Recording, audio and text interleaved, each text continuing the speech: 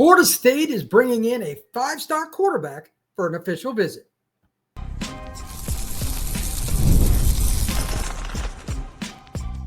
You are Locked On Seminoles, your daily podcast on the Florida State Seminoles.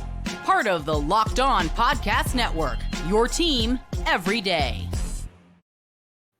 Welcome back into Locked On Seminoles. I am your host, Brian Smith, longtime college football writer and recruiting analyst. Thank you for making Locked On Seminoles your first listen each and every day. Truly appreciate you stopping in to talk some Noles with me. Today's show is brought to you by our friends over at FanDuel. Right now, new customers can get $200 in bonus bets when you come out on top on your first $5 bet. Today's show, we're going to talk a little bit about the official visits for the Noles this weekend, how that transforms into the long-term picture. They've got 9 commitments, but how many guys should we expect maybe committing? Or what does it mean taking your first visit? How many will they take before making a decision? We're also going to break down the most important part of this show, and that's what I'm getting ready to lead with, and that is Keisean Henderson, the 5-star quarterback out of the greater Houston area, coming to Florida State for an official visit. That was just announced recently. So let's start right there with that. If there is anything that a Gus Malzahn offense needs more than a mobile quarterback that is a playmaker with his feet as well as his arm, I don't know what it is. Out of all the coaches I've ever been around, I think he is the one that needs a mobile quarterback the most, maybe even more than Rich Rod at West Virginia. He had a team at Tulane where they just threw the ball all over the field. So I don't think that's what Gus wants to do. I don't think that's what he's comfortable with doing. And to be honest, at this stage of his career, probably not going to change much. So who is Keisean Henderson and what does he bring to the table? Well, he lives on the north side of Houston, plays at the Legacy School of Sports and Sciences, and he is just a freakazoid. If you played him at free safety, corner, receiver, whatever, he could be the number one player at any of those positions. And I'm not talking about in Houston. I'm not talking about in Texas. I'm talking about nationally. He has the kind of physical gifts that one cannot teach. The other part with Keisean Henderson is his drive. Very unusual to see a kid that is that gifted also have the drive. Usually when a kid is super, super talented and they just dominate by showing up, they don't put in the same effort. For those of us that have scouted for a long time or just go to events, rivals, camps, Under Armour, going to 7-on-7s, whatever it is, just high school practices, the most talented kid is oftentimes the guy that practices at 75%. It's just kind of the norm. Keisean is not that way. 7-on-7, he's not that way. He wasn't that way at Under Armour Future 50 last summer where he was dominant in multiple positions. His drive is different. That's why when I saw that he was taking an official visit to Florida State, I was like, whoa, this is a game changer. Florida State needs an elite playmaker at that spot. And to my knowledge, even though he's committed to Houston, he hasn't set up any other official visits. The date that has been floated out there, according to Steve Wiltfong of On3, is June 9th, which is a little bit unusual. It's a Monday visit. I don't know if he's got stuff going on that weekend or he's not going to take too many visits, so it doesn't make any difference. But whatever the case may be, if he's taking an OB and he's a 5-star quarterback, I mean, he is legit. I'll break down his film a little bit here in a moment. They're going to roll out the red carpet, whether it's a Monday visit, a Saturday visit, a Thursday visit, doesn't make any difference. He'll be on campus for 48 hours, and Florida State's going to be able to show him what they can do for him long term. Now, as a player, 6'3", 185 pounds, give or take, extremely twitchy, even though he's a very long-legged kid. His lateral quickness would probably surprise people to the point where they'd be like, let's compare him to somebody. He's the kind of guy that is similar to like a Ja'Kai Douglas. When he takes a foot and puts it in the ground and he wants to change to right or left, he's kind of like Ja'Kai. I mean, obviously, the frame, the length of the legs is totally different. Guys that are that tall, that can change direction, like Keisean Henderson, they are extremely rare. So that's the playmaking ability that Gus would need. And Norvell's obviously shown that he's had multiple quarterbacks when he was at Arizona State, when he was at Memphis, and now at Florida State. Like, they both have that penchant for guys that make the big play with their feet. So, and extending plays to throw the football too. And I just think it would be an exciting time for Florida State if they were to get him. But again, Keisean is technically committed to the Houston Cougars. I don't know if he's going to take other visits. LSU and Texas A&M and a whole bunch of other schools have been trying to flip him forever. I don't know where it stands. I haven't talked to Keisean recently, but if he's taken one to Florida State, my guess is he will probably take one or two more visits as well. I guess, as they say, cover your bases. These official visits are for free anyway, so you might as well have some fun with it. Last point on him, I do not have a timeline for any kind of formal announcement on when he would make a decision. If the official visit is going to make an impact, if he's going to even talk about it, no idea. And I don't know if Keisean's going to drop his own list on like Instagram or something of that nature. I'm not sure, but this is a great developing story, not just because Florida State needs a big-time quarterback like Keisean Henderson to enter the program, but it's positive momentum. I had a conversation with John Garcia Jr. of Rivals the other day on my Portal podcast, and we're like, Florida State really needs something good to happen. Lo and behold, here comes Keisean Henderson right after we did that podcast, announcing through Steve Wilfong, like, hey, this is going to happen. I don't know if Keisean wanted it out there, but the cat's out of the bag now anyway. This is a big deal. This is the guy that, like, I think is a top 5 player nationally, regardless of position. And again, he's, in my opinion, the most versatile football player in America. Keisean Henderson is just insanely gifted. So we'll talk about that again. And just for fun, just to give you an eye candy idea of what it's like to be around him. The competitive edge that I mentioned, just to throw this out there, at the Battle Miami tournament, a lot of people questioned whether he could play quarterback at an elite level, myself included. He went out there and torched teams that had power 4 corners and safeties all over the place. He didn't have as much talent as some other teams did. They were pretty good talent-wise, but they were more about chemistry, being on time, running right routes, playing football the way you're supposed to. And Keisean was making second and third level throws between defenders and putting it in a place where only his wide receivers could get the football. He's got the arm strength. He's got the athleticism. When he got blitzed on a play at the Battle tournament, he made the guy look bad. He jumped out of the way real quick, rolled right, and threw a dime for a first down. So again, just a really accurate quarterback now. He's taken his game up an entirely different level.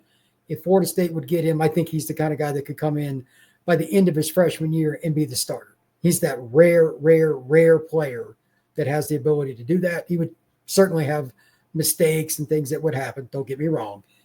But the physical tools that he has cannot be taught, and he's motivated. You put the two together, there's a chance, not just for some good news, but there's a chance you're talking about a kid that's going to end up being a legendary player. Really like his personality, too. He's a good dude, very easy to speak with. He's not got a big head or anything.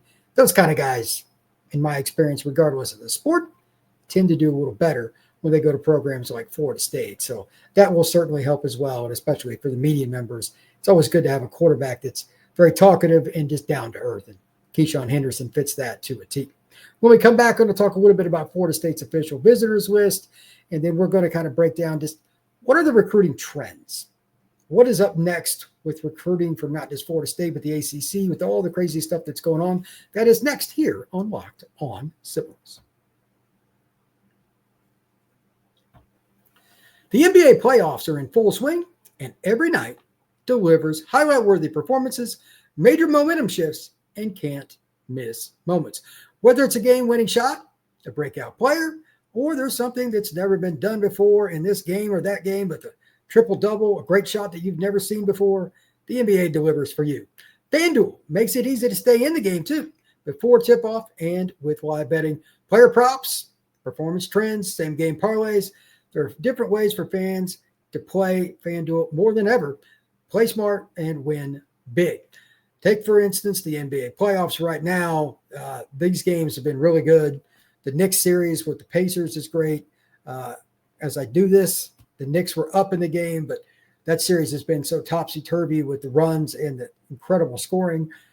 I don't know where you would begin on which player prop you'd want to go with, but Halliburton, somebody like that, maybe they go out and they get 15 points in the fourth quarter. Would it shock me? No.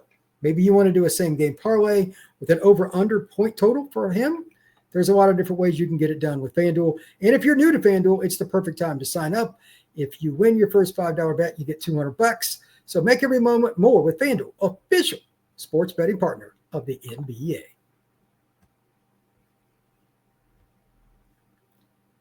Florida State's official visit list for this weekend is really good. Not a big list, but I like the players they have on it. And as I love to mention, Florida State is doing their own due diligence in regards to who they're bringing in. They're not worried about rankings. They're going after guys that fit their system. Here's an example. I saw Jacoby Green earlier this year at the Orlando Under Armour camp. He was committed to Mississippi State, and it kind of surprised me. He's a kid that's at Niceville High School now. He's a power player, interior offensive lineman. He played really well. I'm like, man, that is a steal for Mississippi State to get a kid out of the Panhandle. But we'll see if Florida State go after him. Florida State's bringing him in for a visit. He's over 300 pounds. He's about 6'4". And I'm telling you, he has the natural heavy hands that you're looking for. And if Florida State's going to get back on track with offensive linemen, Jacoby Green would be a really good place to do it. I don't think there's any way that I would define it other than to say just powerful, what you expect out of a road grader. I don't know exactly what he weighs. I'm guessing 325, somewhere in that range. Plays at Niceville, which is a great football program and just tremendous fans. Not that far from Destin and that whole area there, but great football prospect. And these are the kind of kids that Florida State's got to get. Bobby Bowden made a living off of them. Norvell needs to get back to what Bowden did back in the day. They also have Camden Capehart coming in, wide receiver out of Winsboro, Texas. He's a slot receiver that is just really twitchy and athletic, is always open, kind of just unexplainable, to be honest. He's just a kid that finds a way to get into the open space. Florida State is bringing him in. Ironically, this is another kid committed to Mississippi State. I don't know what the deal is with Mississippi State commitments visiting Florida State this weekend, but that's a couple of them. A kid that I don't know quite as well, he's out of the state of Georgia. He's at Quitman. He plays at Brooks County. It's a smaller program. Travis Stevenson. That's a great program. They're one of the better programs in the state of Georgia in the smaller school level, but he's got size. He's 6'1", 180 pounds. He's committed to Georgia Tech. Nice find by the Yellow Jackets. Florida State's trying to bring him in. They're trying to add more length to the secondary. Then there's also Samuel Roseborough, who I've talked about several times on this show. He's a kid I really, really like. He's an offensive lineman at Clearwater High. He's 290 pounds, give or take. He's got the footwork, the athleticism, the lower body bend to play offensive tackle, probably play left tackle. And that's why his official visit list is through the roof. Schools like Ohio State are involved. I think Florida State's got a shot, but this weekend is huge for the Florida State Seminoles to have a chance to get Roseborough. They also have a shot, although I'm not sure how much unless this visit goes great, with Kendall Gravel. He's a kid out of Fort Myers, national recruit again. Texas is really after him.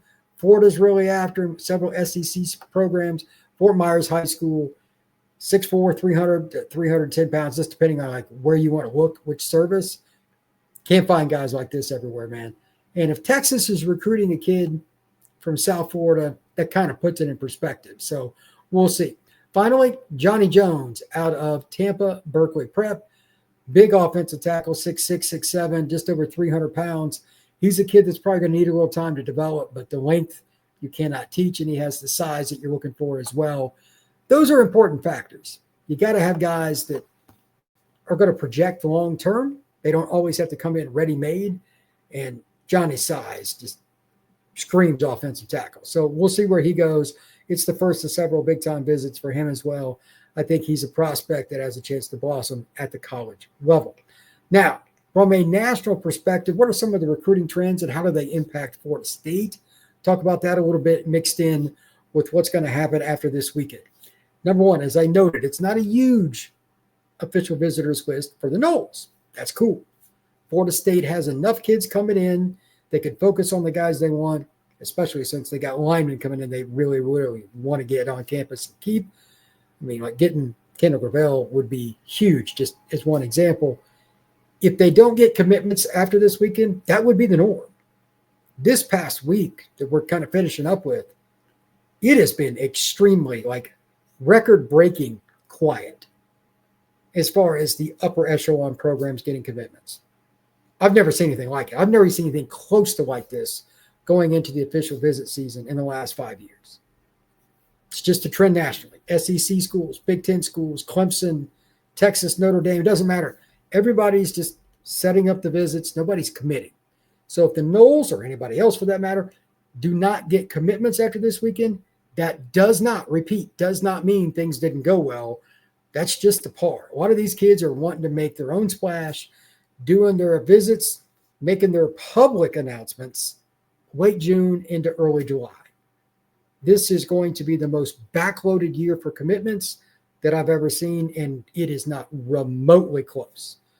Again, I don't know what the reasoning is exactly beyond they just want to do their own thing, but you could do your own thing and do it on May 10th, June 10th, June 15th. No, just about everybody is going to be after June 25th.